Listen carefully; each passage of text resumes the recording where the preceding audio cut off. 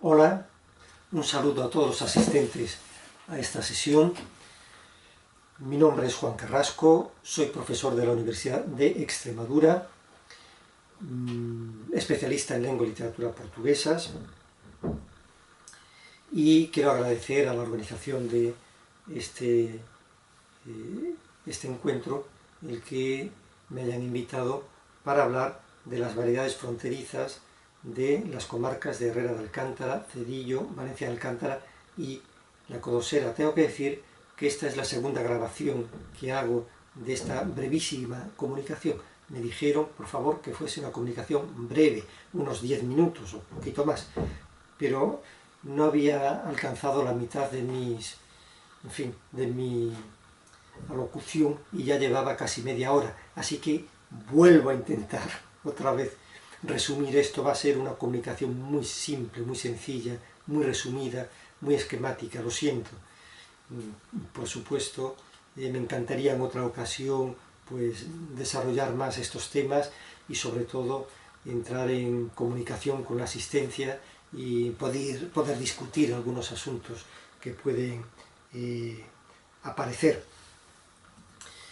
Esta región de la que voy a hablar pertenece a dos grupos dialectales distintos. En realidad, si ven ahí en este mapa las variedades fronterizas extremeñas, pues Herrera de Alcántara pertenece a un grupo propio, el llamado grupo 2, según este mapa. Tiene una variedad de origen medieval, con muchos arcaísmos, y al mismo tiempo con una influencia del español extremeño, hablado en esta zona, con sus característicos rasgos meridionales, que han hecho del habla de Herrera de Alcántara un dialecto muy peculiar, casi una lengua mixta, que es muy distinto a lo que se habla al otro lado de la frontera, y también es muy distinto del portugués que se habla en Cedillo o en Valencia de Alcántara y la Codosera. En cambio, Cedillo, las aldeas rayanas de Valencia de Alcántara y la Codosera, tienen un portugués que es el mismo portugués que se habla actualmente al otro lado de la frontera. Es un portugués moderno, con poca influencia española. A lo mejor les sale alguna palabrita en español de vez en cuando, pero fundamentalmente lo que hablan es portugués y un portugués moderno, que coincide con el portugués hablado al otro lado de la frontera. Y lo que se habla al otro lado de la frontera, según la clasificación del Índice Sintra, pertenece al grupo de los dialectos centro-meridionales, más concretamente del centro interior y del sur de Portugal. Y además coincide justo esta región con una región subdialectal fuertemente caracterizada, decía Lili Sintra, que es la región subdialectal de Castelo Branco-Portalegre. Es una región que se caracteriza porque las vocales tónicas sufren una fortísima alteración en su timbre, es decir, se pronuncian de una forma peculiar. Vean, estas tres palabras, España, pop y fum, en esta región se puede oír de esta manera: España, pop, fum. Estas vocales mixtas y estas vocales tan extrañas cada vez se oyen menos, hay que decirlo, se oyen menos no solo en las hablas fronterizas extremeñas, sino en toda esta región subdialectal, por influencia del portugués normativo, de la escuela, de los medios de comunicación, etc. Pero es lo que caracteriza al portugués hablado aquí, por lo tanto es lo que caracteriza al portugués hablado en Cedillo, al portugués hablado en las aldeas rayanas de Valencia de Alcántara, y en menor medida, me parece a mí, pero en fin, también al portugués hablado en la comarca de la Codosera. Los orígenes de toda esta región, bueno, Herrera de Alcántara, Cedillo en la Edad Media no existía, como tal, como un pueblo, ¿no? Y Valencia de Alcántara pertenecían a la Orden de Alcántara. Y esta zona parece ser que en la Reconquista fue poblada mayoritariamente por portugueses, quizás casi exclusivamente en un primer momento por portugueses. Por lo tanto, la Edad Media en toda esta región, no solo en las aldeas fronterizas, también en la villa de Valencia de Alcántara, y en toda esta región, no solo aquí, sino en lo que ahora es Santiago de Alcántara y en otras poblaciones fronterizas, se hablaba portugués. La gente hablaba portugués en la Edad Media. Aún en el siglo XVI hay documentación que viene a demostrar que en Valencia de Alcántara, en la villa de Valencia de Alcántara, se hablaba portugués. Más tarde, en el siglo XVII, se va a producir un fenómeno que tendrá consecuencias gravísimas, que son las guerras de la Restauración, la guerra de la Restauración portuguesa. ¿De acuerdo? Ahí vamos ahora. En el caso de la Codosera, en la Edad Media,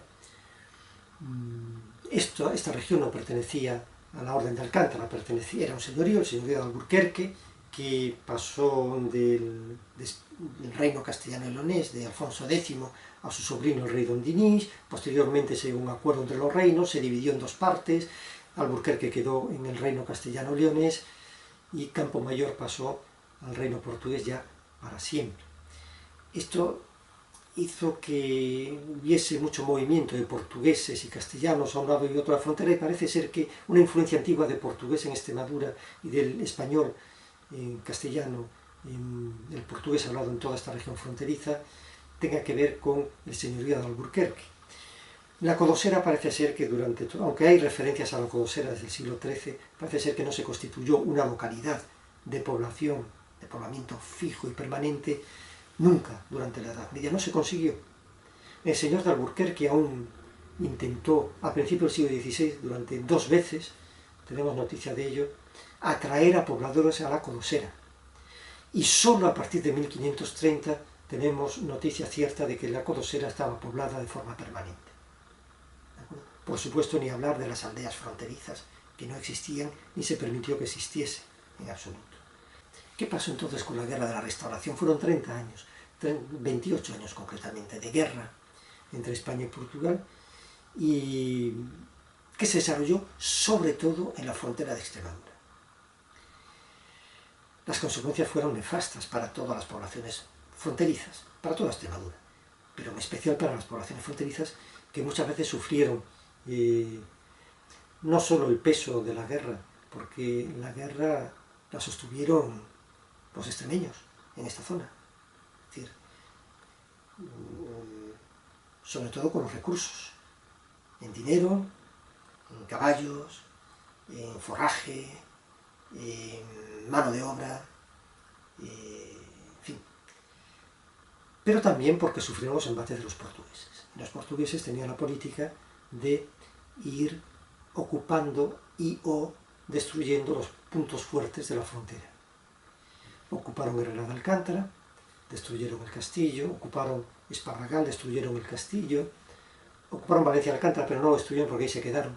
Valencia de Alcántara, una población grande, donde podían sostener al ejército, y intentaron ocupar Alburquerque, no consiguieron ocupar Alburquerque, pero previamente sí ocuparon la Codosera. Ahí tenemos un grabado, ese es un grabado portugués de la época, con la toma de la Codosera. Tomaron la Codosera, minaron el castillo, lo echaron abajo, salvo los pocos restos que quedan actualmente, y las tropas españolas se retiraron a Alburquerque. En fin, el contingente mínimo que había aquí, que debía ser bastante ridículo, pasó a Alburquerque. La población fue completamente arrasada, destruida, se despobló como tantas otras poblaciones de la frontera. Por lo tanto, estas poblaciones medievales de habla portuguesa como tal desaparecieron. Solo Herrera de Alcántara volvió a ser poblada inmediatamente, porque se tomó, si no recuerdo mal, bastante tarde, al poco tiempo antes de acabar la guerra. Todos los mismos pobladores que habían salido volvieron a levantar sus casas y a poblar Herrera de Alcántara. Por eso conservaron su portugués, eran las mismas familias. Si hubiesen pasado 30 años, como en otros casos, o 20 años, pues seguramente ya los mismos que salieron del pueblo no pudieron volver. En todo caso, volvieron sus hijos o volvieron otras familias. ¿De acuerdo? En Herrera de Alcántara esto no ocurrió. Volvieron las mismas familias y conservaron su portugués tradicional de origen medieval hasta la actualidad. Esto no ocurrió en el resto de zona, en el resto de localidades de la zona. Todo se despobló. Por ejemplo, la aldea de San Pedro, donde está el convento de San Pedro, el conventito de San Pedro, pues se despobló completamente. Otras aldeas rayanas no existían. Y a partir de la Restauración, o mejor dicho, habiendo pasado después la Guerra de Sucesión Española a principios del siglo XVIII, que también se sufrió especialmente aquí en la frontera entre España y Portugal.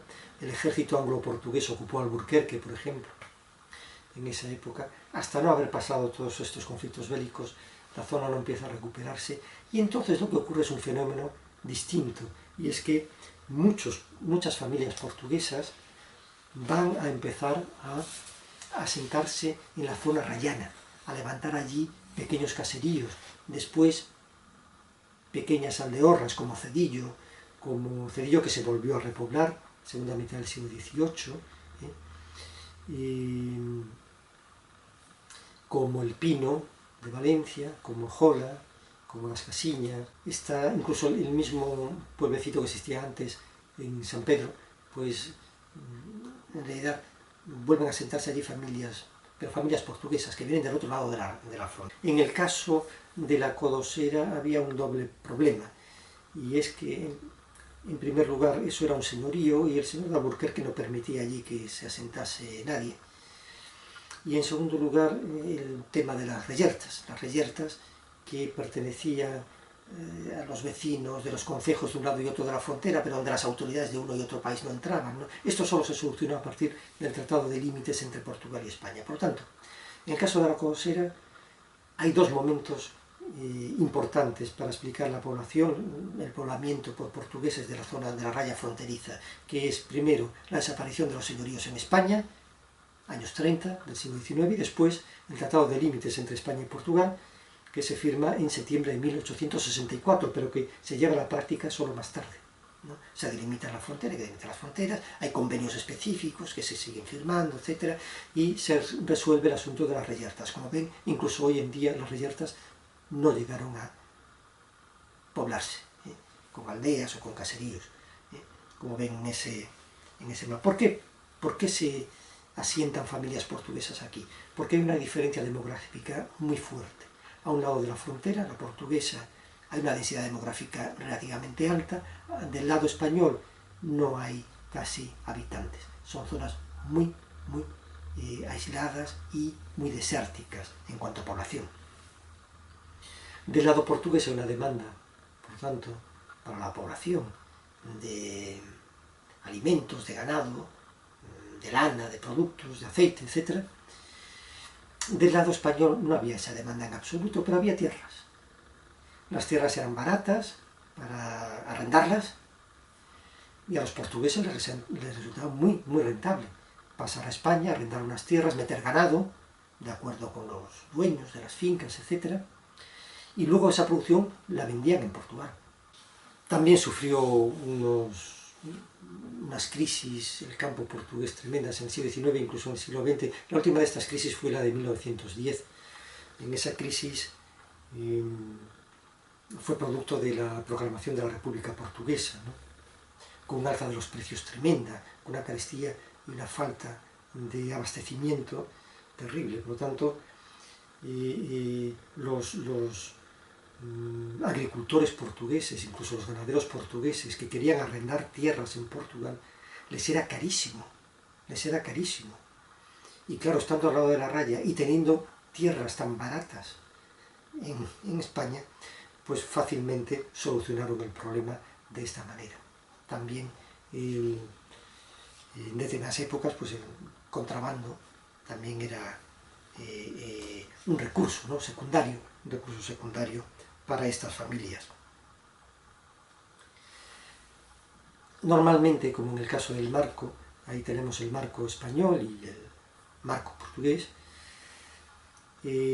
normalmente se asientan, sobre todo las aldeas más recientes, sobre la raya fronteriza, incluso separando la raya fronteriza una misma población, porque al fin y al cabo el marco portugués y el marco español es la misma aldea dividida por la línea fronteriza, ¿no? Ya para acabar rápidamente, porque me he pasado de tiempo como era inevitable, aunque no quería, a mí me gustaría que se fijasen en estas fotografías. Estas fotografías pertenecen a El Pino de Valencia Alcántara, ¿no? Vemos allí una casa que no parece una casa tradicional, ¿no? Ha sido alterada, parece ser que alguien de un gusto así un poco, no sé, Gaudí, tipo Gaudí, pues ha construido eso. Eso evidentemente no es la casa de una persona que viva allí. No es la casa tradicional de una familia de toda la vida de allí. Vean también el nombre de la calle, calle Ramón y Cajal. Esa calle no era conocida por los habitantes tradicionales de este pueblo del siglo XIX, XVIII, XIX, como calle Ramón y Cajal. Evidentemente, eso es una denominación muy reciente, hace muy poquitos años, del siglo XXI. Y esto es una muestra de algo que está pasando con todas estas poblaciones, y es que se produce un despoblamiento y una sustitución, en todo caso, de las familias que tradicionalmente vivían aquí por otras. ¿Por qué se produce esto? Primero por la emigración que sufre todas las zonas rurales de España, en especial Extremadura, hacia Madrid, Barcelona, el País Vasco, incluso Europa, en los años 60 y 70, sobre todo, finales de los 50 ya. En segundo lugar, algo que tuvo unas consecuencias especialmente graves para la codosera, no tanto en la zona de Valencia y Alcántara, que fue el Tratado de Schengen. El Tratado de Schengen que se pone en vigor, o que se firma mucho antes, se pone en vigor en 1995, desaparece el control fronterizo. Desapareciendo el control fronterizo, hay una economía de frontera que ya no tiene sentido. La gente ya no va al otro lado de la frontera a comprar determinados productos. Pan, chocolate, caramelos, o bien del otro lado mantelerías, toallas, café, etc. No, ya no tiene ningún sentido. Y por lo tanto, las localidades que tenían una vida comercial relacionada con la existencia de una frontera comienzan a perder esa economía local, ¿no? Eso se vio muy claramente en el Marco y en la Tojera, por ejemplo. Y secundariamente también poblaciones más grandes como la misma Codosera o Valencia de Alcántara y también sufrieron este tipo de consecuencias, aunque menos. Y finalmente el abandono del campo que se produce en toda España, ¿no? En Extremadura, el abandono del campo, los hijos que ya antes emigraban de cualquier manera, ahora normalmente estudian y se colocan, y esa colocación no la encuentran en su pequeña aldea fronteriza, ¿no? Evidentemente, la población que queda es una población envejecida, que muchas veces acaba en casa de sus hijos, fuera de la aldea o en residencias, en fin, desaparece. Las casas están deshabitadas, muchas de ellas la conserva la familia para ir en vacaciones, otras se venden. Hay muchas familias de que compran por esta zona, porque es una zona bonita, una zona verde, con agua, más fresca en verano, muy agradable, y encima tiene Portugal al lado, que es un atractivo más, ¿no? Por lo tanto, compran estas casas y las tienen como casas de vacaciones, pero eso hace con que evidentemente allí deje de hablarse portugués. Las variedades fronterizas, sobre todo en la zona de Valencia de Alcántara, algo menos en el caso de la Codosera, están desapareciendo muy rápidamente de estas aldeas. Y esto es todo lo que tenía para decirles. Espero no haberles cansado demasiado con mi pequeña conferencia. Muchas gracias.